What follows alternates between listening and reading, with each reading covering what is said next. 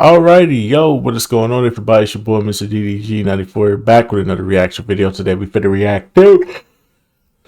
Let's talk about Scooby-Doo on Zombie Island. This is a classic right here. This is a classic. This is a banger. This is a banger for sure. This is probably one of my favorite Scooby-Doo, movies to watch. They used to play the shit out of this on Cartoon Network back in the early 2000s.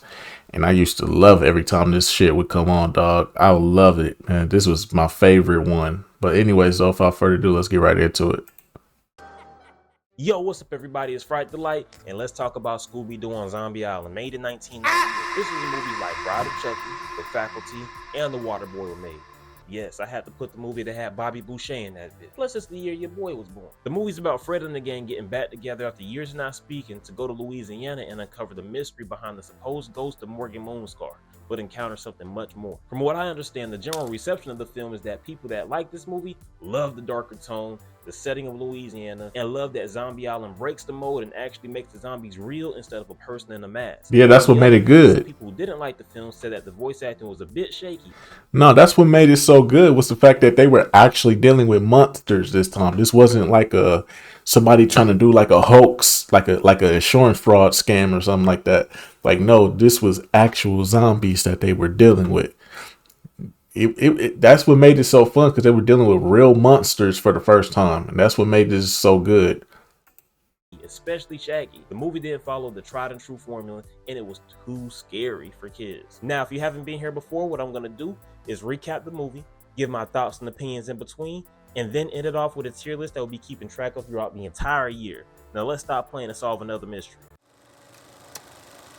The movie starts off with the gang in the castle attempting to solve another mystery. After a chase scene and a close call or two, the monster is caught, revealing to be a real estate agent that was printing millions of counterfeit dollars in the basement with his printing press. Alright, Vilma, don't go around with that interrupting shit again. I'll let you get away with it in The Witch's Ghost. I won't let you do that again. Anyways, the solved mystery ends up being a story told by Daphne as she's interviewed on TV about her upcoming show, Coast to Coast. Daphne got tired of the same old, but misses the old gang, even though Fred is her low-key lover and producer on the show. As Scooby and Shaggy observed the interview during their airport shift, they seem to share the same reaction. If I didn't know any better, I would say they're TSA or some type of food security, but they aren't employed for long, getting fired right after eating all the contraband, yet out of another job. On the other side of town, Velma's running her own bookstore, which makes sense. She begins reminiscing about the good old days just as the call comes through. It's the homie Fred. He got in contact with her, Shaggy, and Scooby to surprise Daphne for her birthday. They're going to ride with them through the states trying to find a real haunted house. They have a heartwarming reunion, especially if you're a Scooby-Doo fan. The crew back together again, make their way to Louisiana. Wait, before they leave, they gotta get this mystery van right. Hold it, there's just one more thing.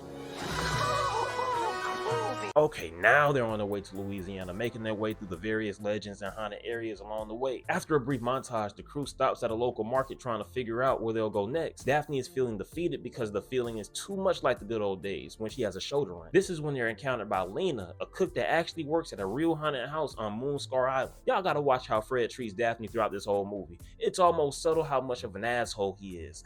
He's quick to introduce himself and the ladies, and after some skepticism from the group, Lena talks them into going to Moonscar Island. The crew load up following Lena down the road as far as the body will take them, and meet another character, Jacquees. As he takes everyone across the water, Scooby falls overboard trying to get a catfish. Shaggy falls in with them and the alligators make their way to him with hunger in their eyes. The two swim away, almost getting caught, but get saved by Crocodile Dundee and his fighting pig Mojo. He looks and acts suspicious as hell, but trust me fellas, he's not important in this movie. After Scooby and Shaggy get on the main boat, the crew makes it to land, getting to Moonscar Island. Then following Lena down the bumpy trail, finally getting to the house that's supposedly haunted. Scooby ain't messing with the cats, chasing them into Miss Noir.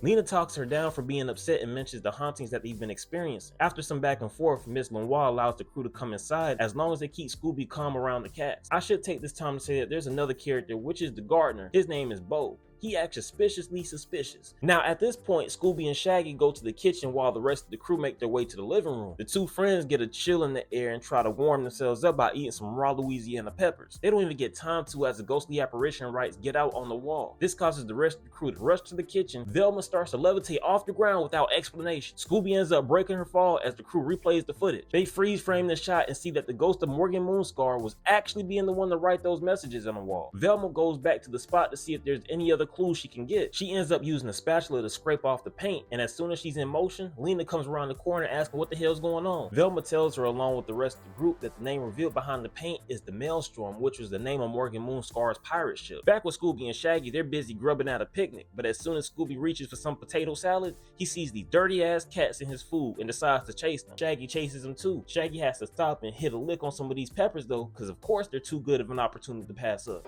Oh man, I can't pass up a hot opportunity like this. After Scooby messes up one of Crocodile Dundee's fishing setups, Mojo starts to chase him and catches up to Shaggy too. The two end up getting chased into a ditch, falling in and being stuck there for a while until the zombie of Morgan Moonscar comes back to life. Scooby and Shaggy finesse their way out the ditch, running away until they bump into Bo. Seconds later, the gang shows up and they're asking about the screaming. Scooby and Shaggy take them to the place where they're just out, and of course, nothing's there. Bo gets questioned about the hole he dug up, but brushes it off, walking away suspicious, which Velma picks up on immediately. As the sun begins to set, Miss Lenoir suggests that the group spends the night. The crew agrees and gets settled into their rooms while also getting ready for dinner. As Shaggy is looking in the mirror, an apparition appears reaching out saying, "Stay away," causing them to rush into Fred's room terrified. The group gets back inside the room investigating until Velma looks at the back of the mirror, uncovering that the ghost was actually a Confederate soldier that died on the property. Lena breaks the exposition by getting everyone downstairs for dinner, except for Scooby. He can't eat at the table, so him and Shaggy have to go out to the van to eat some crawfish. I'm not gonna lie, Scooby would have had to eat outside after he took all the crawfish like that. That wouldn't do any good though because of all the cats out there. There's so many out there that Shaggy drives out so Scooby won't crash out. Back at the dining room, Fred is having a great time with Lena's pie while Daphne reminds me of my aunt.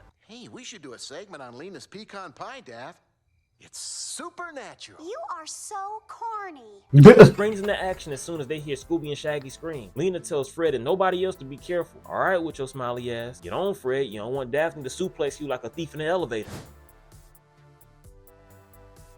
The crew walks through the woods running into Bo. Daphne volunteers to split up with him, but that's an awful idea, so Velma decides to step up and be Bo's partner as they split up. The two walk through the woods in search of Scooby and Shaggy. Bo takes his time to confront Velma about treating him like he's a suspect. She doesn't hold back on him, saying that he is a suspect. Bo grabs the rock and tosses it in her direction so he can realize that there's quicksand in front of her. I'm not sure why he couldn't just say anything. It's probably because Velma wouldn't listen to him anyway. On the other side of the forest, Fred and Daphne had a little back and forth about Lena and Bo while looking through the van. As they're going on, this zombie tries to get the jump on Daphne but gets cooked. Shaggy was in the bushes too at the same time, getting yoinked out by Daphne. Fred and Daphne don't believe the zombie is real, pulling on his head thinking it's a mask. Fred takes his turn accidentally ripping its head off. Now Fred could have dropped it, but he tosses the head in Daphne's direction, which then leads to everyone touching the head. The wind starts to blow like Lance Stevenson and lightning starts to strike into the water, causing the zombies to rise. Fred trips and drops the camera, losing all the footage they got since they've been there. But the camera is the least of their worries as they get chased throughout the forest with what I think is Scooby-Doo's best soundtrack. I'm not sure if I can show y'all the song, but what I will do is sing that mofo. Cause it's terror time again. It's terror time again. Oh, I'm yeah, not gonna bless yeah, y'all yeah. with these vocals right now.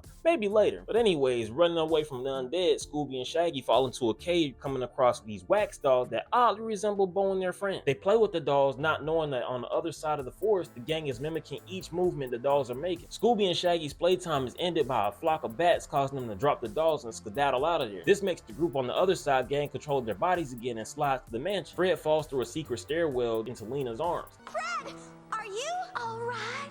Yeah. Thanks. Lena cooks up some story that doesn't sound believable to anybody but Fred. They walk through this creepy ass cave, get into this weird ritual room. Well, at this point, the cat's out of the bag, no pun intended. Miss Lenoir and Lena were playing the crew the entire time. They freeze the group in place by using these wax dolls, then turn into these cat-like creatures and tell the crew that they've been feeding on humans for centuries to preserve their immortality. During the flashback, it's revealed that some time ago, Morgan Moonscar and his men chased Lena and Miss Lenoir's entire town into gator-infested waters. The two barely got away with their lives, but they did, and they're praying to what I'm guessing is a cat god to curse the pirates. The two prayed and gained cat-like powers, then took revenge on the pirates. It turns out Lena and Miss Lenoir have a long list of bodies on them, because in another flashback it shows them awakening during another harvest moon, taking out these spice traders in the worst way. It's also revealed that the zombies are the bodies of the people they've drained over the years. Them and the ghosts have been trying to warn the crew off the island the entire time. I mean, they could have made that a little clearer, but the zombies do come in clutch when we catch up with Scooby and Shaggy running away from the transformed Jock. They subdue him while Scooby and Shaggy get away. The two trip and fall into the cave, crashing into Miss Lenoir and Lena. This angers them and causes the two to power up like they're turning Super Saiyan. They catch up to Scooby and Shaggy. As they start to drain Scooby and Shaggy's life force, Velma gets herself and the crew out of being tied up. She then uses some magic wax with a few adjustments. Her and Daphne start slinging their ass like ragdolls. This gives the crew just enough time to survive the onslaught as the harvest moon ends. And since the three didn't suck some of that young juice out of that crew, not only do they turn to dust, but the zombies do too. Thank you. In another turn of events, Bo reveals that he was the detective the entire time trying to find out the cause of the disappearances. The movie ends as Daphne offers Bo an interview spot on TV and the crew riding back on the ferry into the sunset, happily ever after, having solved another mystery. Alright homies, that was the end of Scooby-Doo and Zombie Island, my favorite Scooby-Doo movie besides the live action version. The whole story of the group breaking up because of regular life getting in the way and then getting back together years later to solve another mystery always sat well with me. It's like those friends that you don't see for a minute, but when you do, it's like y'all never left. Now, I have seen some people complain about the voice acting, especially Shaggy, which I couldn't disagree any more than I already do. I felt like everyone played their roles to a T and I had no complaints when it came to how the voice actors portrayed the characters. The villains in the movie are as fierce as they come when it comes to Scooby-Doo. They actually gave the crew what they were looking for and actually gave them a challenge creating stakes that I haven't seen in another Scooby-Doo movie besides the live action film, which almost has the same plot as this one. Everything Witch's Ghost does, Zombie Island does twice as good. And the only reason I say that is because of how much I love that movie. From the awesome soundtrack to the interesting side characters and overall plot between the main cast is timeless, which sets it apart from not only other Scooby-Doo movies, but animation films in general, which lands this at a fright delight for me. Now, since this is an animated movie, there won't be a survivor tier list, but I will let you know my favorite characters outside the main cast, which might be a cop-out, but fuck it, it's Bo. He's a detective looking into disappearances, but makes himself look the most suspicious in the first place, which is kind of funny to me. Plus, he makes Fred's hypocrite ass jealous, which is kind of funny too. And what about Bo? What about him? So those are my thoughts on Scooby-Doo and Zombie Island, a movie that you can honestly throw on and have a great time any day of the week, especially in October. If you have an extra hour and a half, this movie will be time well spent, and if you have kids, I think it'll be even better. Well, homies, if you made it to the end of the video, thank you so much for making it this far. Let me know what you thought about Scooby-Doo and Zombie Island in the comments below, even if you disagree with me. And if you enjoyed this video and have any movies that you want me to cover in the future, put that in the comments below too. Please like and subscribe to see more reviews like this one. I appreciate y'all coming to a Fright Delight, and I'll catch y'all later. Peace. Alrighty, man. That's just gonna about do it for this one, man. Most definitely, most definitely.